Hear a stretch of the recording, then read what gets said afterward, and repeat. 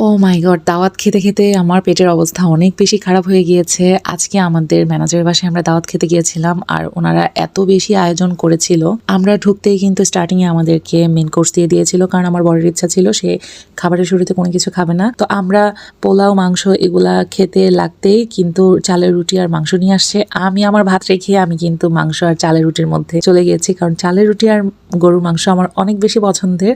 আর এই খাবারটা কিন্তু আমি অনেক বেশি মজা করে খাই। মানে খেতে, খেতে এমন একটা অবস্থা হয়ে গিয়েছে যে আমাদের পেট আর দিচ্ছে না যে আমরা আর কিছু খাই। আর উত্তরবঙ্গেতে কিন্তু আমি দেখেছি যে খাবারের শুরুতে কিন্তু তারা পুরি, মিষ্টি আর চালের রুটি, মাংস দিয়ে থাকেন। এত খাবার একসাথে দিলে কিন্তু আসলে খাওয়াও যায় না। বাট আমাদের বাঙালিদের ট্রেডিশনই হলো কার চেয়ে বেশি কে খাওয়াতে পারে। আসলে এই ট্রেডিশন থেকে আমাদের ফিরে আসা উচিত। এত আইটেম কি আদৌ খাওয়া যায়?